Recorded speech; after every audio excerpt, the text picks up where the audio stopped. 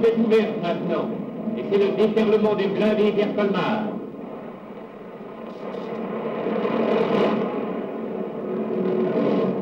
Voici les faubourgs. Et voici enfin Colmar, libéré, la dernière grande ville que tenait encore l'ennemi. Une population joyeuse acclame ses libérateurs.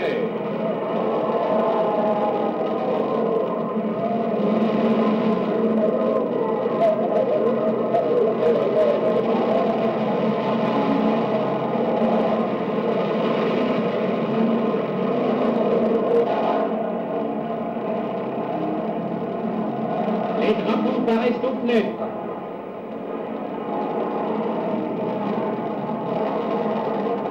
Le maire de Colmar reprend sa place et le général de Vernejoul entre à son tour dans la ville.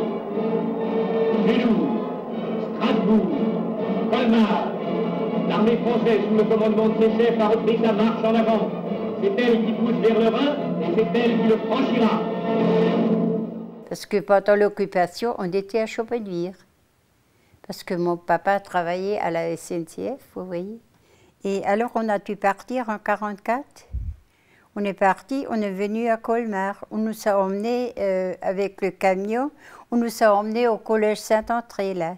Et puis on nous a dit que vous allez partir à Pologne, vous voyez. Alors on est quand même resté à Colmar. Bon, on n'avait pas grand-chose, hein. On est parti comme on était, parce qu'on n'a pu emmener rien du tout. Hein. Même pas quand de toilette, rien du tout. J'ai jamais pleuré comme ce jour-là. C'était triste, triste. Vous savez, quand on n'a plus rien, c'est triste. Il y avait les avions qui passaient, ils bombardaient, oui. Tout était cassé. On a déjà entendu les Américains, dans le bunker on était, vous voyez. Mais mon papa était gravement malade, hein, dans le bunker, vous voyez. Et puis, bon, ma maman était déjà hachée hein, aussi. Il fallait se cacher, hein. Ah oui. Il fallait laisser la maison et on nous a mis dans le bunker, mais il fallait se cacher, hein. Ah oui. On avait vraiment peur, hein. C'était très dur, oui. Ah oui, oui, oui. Malheureusement, il n'y avait plus rien.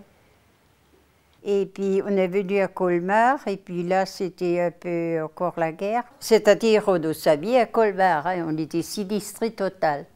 Les gens étaient bien avec nous, vous voyez, parce qu'ils savaient qu'on était sinistrés. Hein. Mais on n'avait pas le droit de parler français. Hein. Quand on a entendu quelqu'un parler français, ils sont partis à Schirmeck. Hein. On n'a pas pu faire autrement on serait parti. Hein. Ah oui. On nous a prévenus d'ailleurs. Hein. Dès qu'on faisait un pas qui n'était pas, vous voyez, ou un bonjour, ou... parce qu'on avait l'habitude de dire bonjour, alors là c'était... Alors là, on serait parti tout de suite. Hein. Ah oui. Parce qu'on a connu des gens qui étaient chez nous là à la gare de Benvire, hein, ils sont partis tout de suite. Hein. Il avait un petit restaurant, ce monsieur, et puis il ne voulait pas mettre le Hitler, vous voyez. Il était obligé de mettre le Hitler, il ne voulait pas le faire. Et bien, il est parti à Schirmeck. Hein. Alors là, on faisait attention à ce qu'on dit, ce qu'on parle, vous voyez. C'était ça, c'était la peur, vous voyez. C'était la peur. Hein. Quand on était libérés, c'était une grande fête. Hein.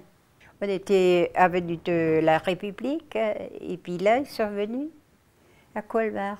Ah, c'était formidable, ça. Puis après, évidemment, les Français sont venus après. Alors là, c'était vraiment... c'était bien, quoi, en 1945. C'était la libération, quoi. On était tous, même qu'on n'avait rien à manger, on était tous... vous voyez, il y avait une bonne entente, vous voyez. Évidemment, parce qu'il y avait des soucis avant, c'est ça, qui faisait la bonne entente. Hein. C'était formidable, ça. Jamais j'oublierai ça.